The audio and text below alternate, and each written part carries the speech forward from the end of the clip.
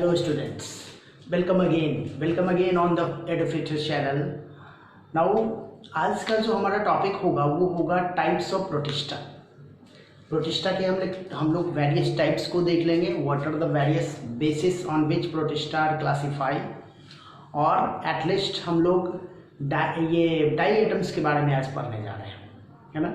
Main इस video का जो आज का टॉपिक होगा वो होगा डाई एटम्स। तो सबसे पहले हम लोग देखते हैं what are the various types of protista. Protista का हमने बेसिक प्रॉपर्टीज पढ़ लिया था इसके पहले वाले वीडियो में। आज हम लोग पढ़ने जा रहे हैं कि प्रोटिस्टा का टाइप्स क्या होता है। देखो, बेसिकली प्रोटिस्टा को हम लोग डिवाइड करते हैं on the basis of their feeding habitat, on the basis of their nutrition के आधार पर हम लोग उसको क्लासीफाई करते हैं।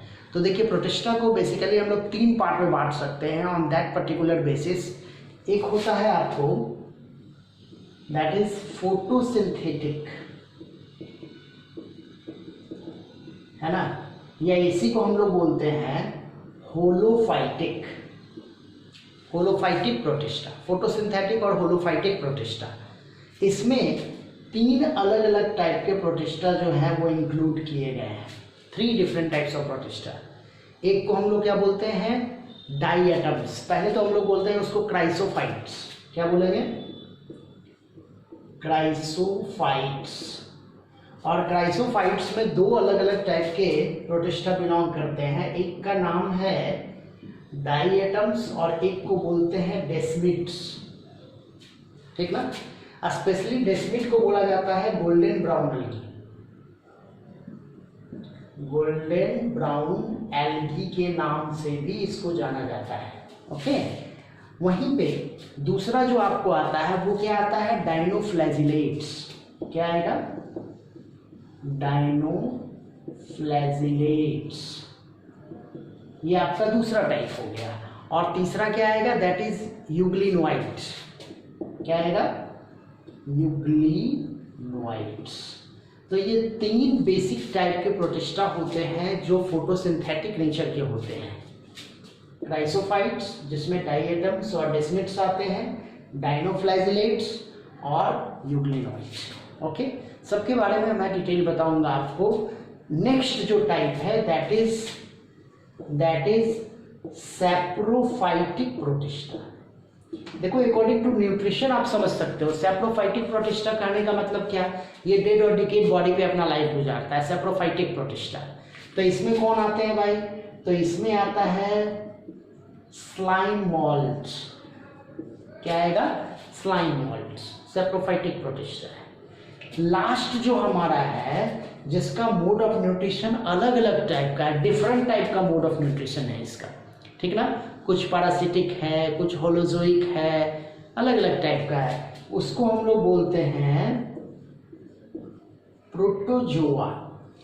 क्या बोलते हैं, प्रोटोजोआ।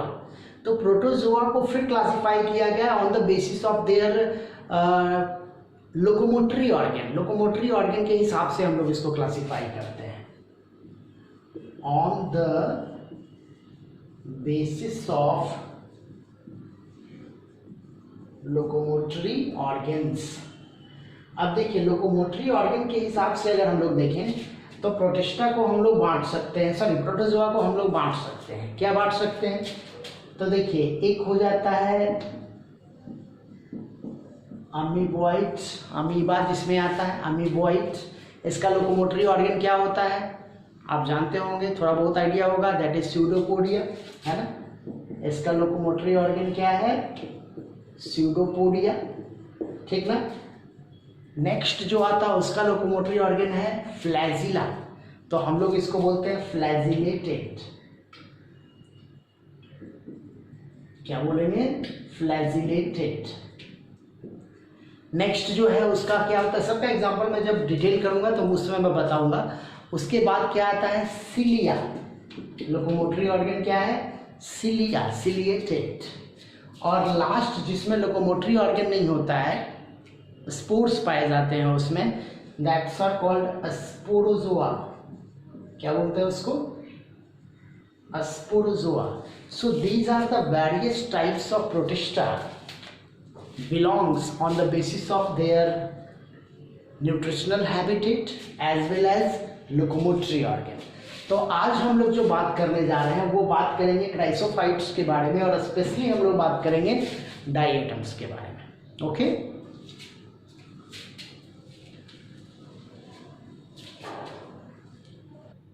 तो चलिए बच्चों, हम लोग देखने जा रहे हैं डायटम्स।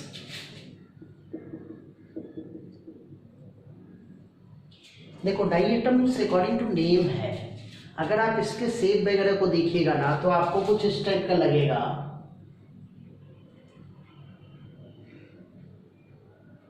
ऐसा कुछ लगेगा इसका शेप, है ना, जिसमें ये सेल वॉल है। इसका सेल वॉल का ऊपर वाला हिस्सा जो है इसको बोलते हैं इपिथेका, और नीचे वाला को बोलते हैं हाइपोथेका।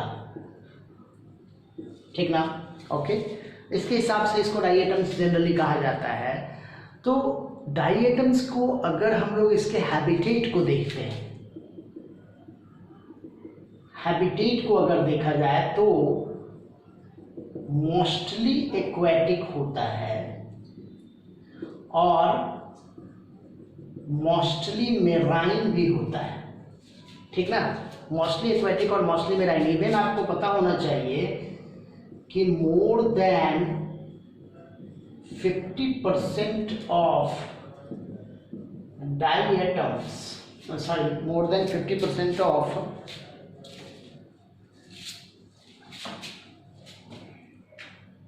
Phytoplankton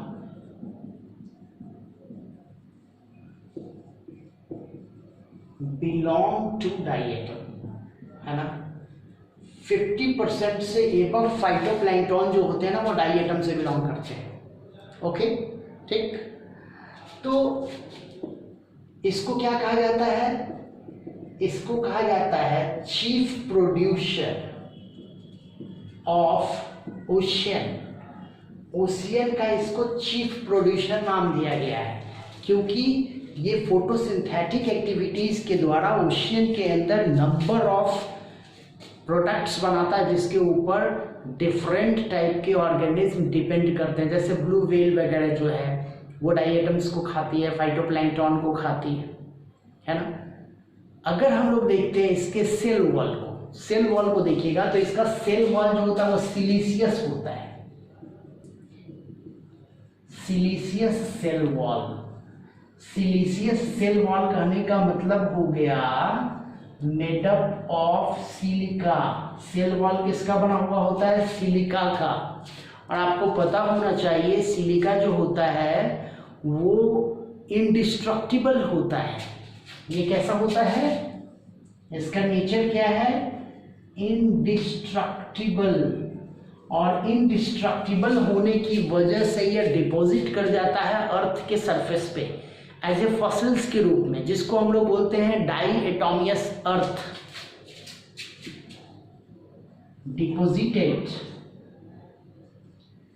deposited over earth surface in sea bed, है ना। सी बेड के अर्थ सरफेस पे डिपॉजिट कर जाता है। क्या कहलाता है? उसको हम लोग बोलते हैं डाइएटोमियस अर्थ। उसको हम लोग नाम देते हैं डाइएटोमियस अर्थ। ठीक ना? अब ये डाइएटोमियस अर्थ या फिर एक और नाम है दैट इज कॉल्ड किसिलगर। क्या बोलते हैं इसको? किसिलगर। ठीक ना? ऐसा कुछ नाम दिया जाता है इसका। तो GUHR, किसिलगर। ठीक ना? तो एक्चुअली में क्या होता है कि ये डाइएटोमियस अर्थ या किसिलगर एक टाइप का फॉसिलाइजेशन के रूप में पाया जाता है, फॉसिल्स के रूप में पाया जाता है। क्यों? क्योंकि इसमें सिलिका पाया जाता है, सिलिका की वजह से होता है। अगर आप देखोगे तो इसका नेचर जो होता है ना वो ग्रीटी नेचर का होता है, जिसकी वजह से इसका यूज पॉलिशिंग में करते हैं, फिल्ट्रेशन ऑफ वाइल्ड में करते हैं। ये कैसा नेचर का होता है? Gritty in nature, thus used as wild filter के रूप में यूज करते हैं इसका, और साथ में पॉलिशिंग के लिए भी यूज करते हैं। इसका यूज हम लोग पॉलिशिंग के लिए भी करते हैं, ये इंपॉर्टेंट बात है, ठीक ना, डायटोमियस या फिर किसल का। ओके, अब देखिए ये तो सेल वॉल के बारे में हो गया, उसके बॉडी स्ट्रक्चर का एक पार्ट है। अगर आप न्यूक्लियस देखिएगा तो यूनिन्यूक्लिएटेड मिलेगा। कैसा मिलेगा? यूनिन्यूक्लिएटेड। अच्छा, वैक्यूल्स प्रेजेंट होता है इसके अंदर, वैक्यूल प्रेजेंट, ठीक ना। अच्छा, सेल वॉल जो आप देख रहे हो, सिलिशियस सेल वॉल जो है उसको हम लोग बोलते हैं फ्रुस्टल।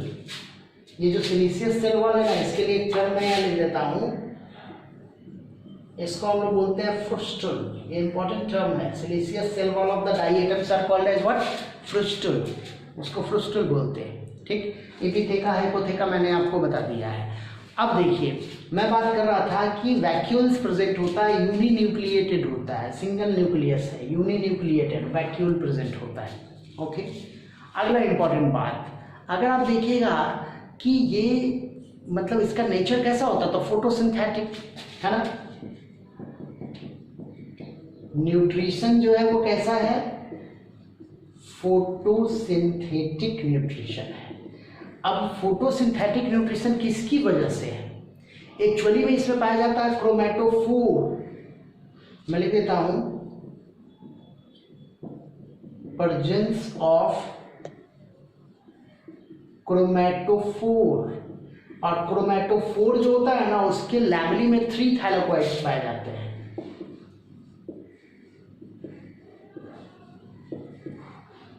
कितने पाए जाते हैं? 3 थाइलाकोइड्स। ओके,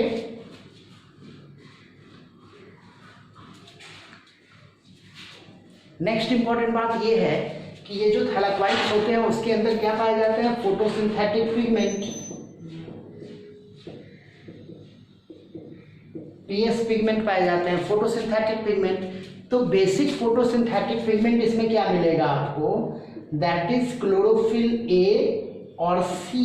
ये बेसिक फोटोसिंथेटिक पिगमेंट है। इसके साथ आपको क्या मिलेगा? बीटा कैरोटीन और फ्यूकोजैंथीन। क्या मिलेगा? बीटा कैरोटीन मिलेगा और मिलेगा fucoxanthin. These are the various photosynthetic pigment occur at the region of chromatophore.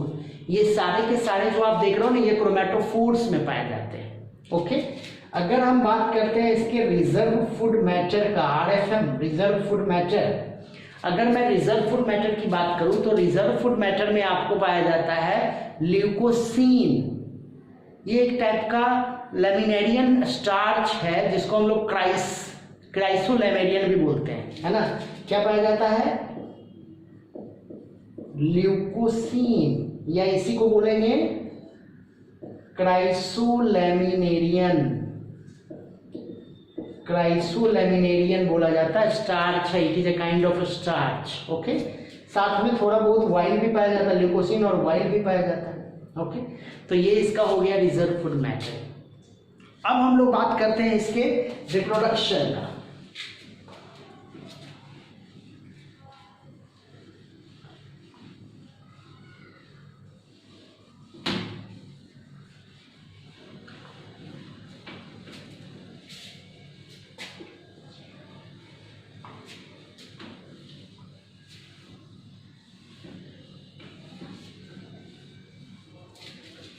तो देखिए, रिप्रोडक्शन को देखने के पहले सबसे पहला इंपॉर्टेंट बात यह है कि डायलेटम्स एक्चुअली में डिप्लॉयड होता है। बॉडी इसका क्या होता है? 2n का, that is diploid. Okay, diploid body है। तो डिप्लॉयड बॉडी है तो इसका लाइफ साइकिल जो होता है वो डिप्लॉन्टिक होता है। कैसा लाइफ साइकिल है?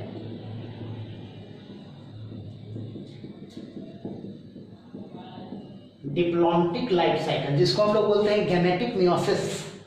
क्या बोलते हैं हम लोग? Gametic meiosis. देखिए, मैं स्पेशली लाइफ साइकिल का देखिए 3 टाइप होता है, हैप्लॉन्टिक, डिप्लॉन्टिक और हैप्लोडिप्लॉन्टिक या डिप्लोहैप्लॉन्टिक। इसका मैं एक अलग से वीडियो बना दूंगा आपके लिए, जिससे आपको ये टॉपिक ज़्यादा समझने में मदद मिलेगा। ओके, अगर मैं बात करता हूँ एसेक्सुअल रिप्रोडक्शन का, एसेक्सुअल रिप्रोडक्शन बहुत आसान होता है, that is by binary fission. Binary fission के द्वारा एसेक्सुअल रिप्रोडक्शन होता है। अगर हम लोग सेक्सुअल रिप्रोडक्शन का बात करते हैं तो गैमेटिक होता है ना। सेक्सुअल रिप्रोडक्शन को अगर देखा जाए तो आपको क्या मिलेगा, गैमेट बनता है, गैमेट में आइसोगैमस हो सकता है, एनिसोगैमस हो सकता है ना, ऊगैमस हो सकता है। क्या हो सकता है, आइसोगैमस, एनिसोगैमस और ऊगैमस। ओके, 3 टाइप का हो सकता है। आइसो मतलब क्या होता है, सेम। आइसोगैमस मतलब मॉर्फोलॉजिकली आइडेंटिकल गैमेट होगा, आइसोगैमस बोलते हैं उसको हम लोग। एनिसोगैमस करने का मतलब क्या होगा, मॉर्फोलॉजिकली आइडेंटिकल नहीं होगा, मॉर्फोलॉजिकली नॉन आइडेंटिकल होगा। ऊगैमस में एक मेल पार्ट होगा, एक फीमेल। फीमेल जो होती है वो थोड़ी बड़ी होती है, मेल थोड़ा छोटा होता है ना। ओके, वही चीज़ है। तो आइसोगैमस हो सकता है, एनिसोगैमस हो सकता है, ऊगैमस हो सकता है। ओके, अब अगर जब ये आपस में फर्टाइल करेगा तो क्या बनाएगा, जाइगोट। और यही जाइगोट एक स्पोर में डेवलप करता है, दैट इज कॉल्ड ऑक्सोस्पोर। ये बहुत इंपॉर्टेंट है क्योंकि आपका ये जो है डाइएटम्स जो है ना, उसमें ऑक्सोस्पोर पाया जाता है। ऑक्सोस्पोर से डाइएटम्स में जनरली बनता है। ठीक, तो ये इसका हो गया रिप्रोडक्शन। अब हम लोग बात कर लेते हैं क्या, तो इसका क्या यूजेस है, what are the various uses of diatoms.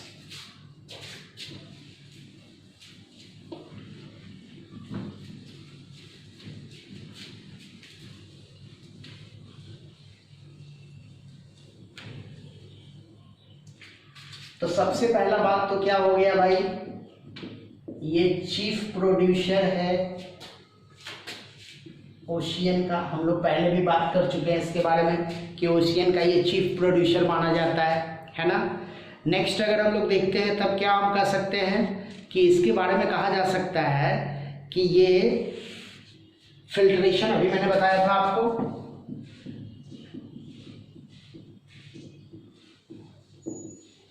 Wine filtration में इसका काफ़ी इंपॉर्टेंट रोल होता है।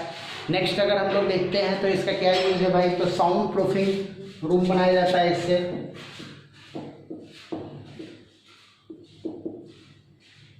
साउंड प्रूफ रूम बनाया जाता है इससे। इवन इसका यूज किया जाता है आपको पैकेजिंग वगैरह में भी।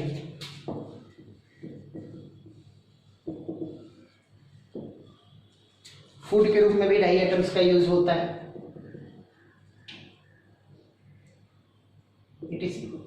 So these are the various types of utilization of the diatoms. diatoms के ये different type के utilizations हैं। ओके, तो इस तरह से आपने समझ लिया diatoms के बारे में।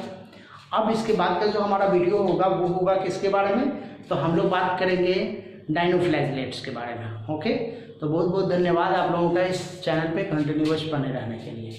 Thank you.